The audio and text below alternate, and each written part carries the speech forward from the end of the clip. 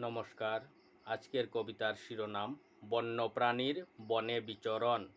বাঘ সিংহ তারা বনেতে থাকে, ক্ষুধা নিবারণে তৃণভোজীকে শিকার করে। বাদর গাছে গাছে লাফায়, পাকা ফল পেড়ে আনন্দে খায়। শিয়াল দিনেতে ঝুপেতে লুকায়, সন্ধ্যার পর দল নিয়ে হুক্কা হুয়া গায়। অজগর চলে ধীরে ধীরে, অন্যান্য বিষাক্ত সাপও যে আছে। হাতিরা জলাশয়ে গিয়ে খেলা যে করে, সুর দিয়ে জল ফেলে হরষিত মনে। গন্ডার চলে তার আপন খেয়ালে, জিরাফ গাধা ঘোড়া হরিণ সকলেই তৃণভোজীর পর্যায়ে।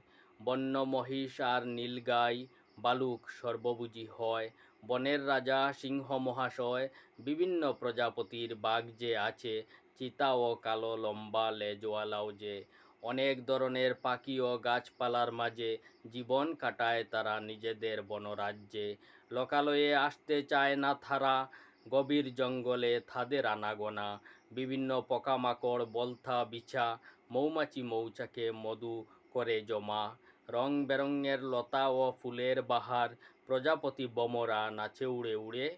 বুঝিতে পারে না কিভাবে দিন মাস বছর হয় পার। সজারু বনরুই ও নানা সরীসৃপ, আদেশ মানে সবাই রাজা যে সিংহ নৃপ। ধন্যবাদ।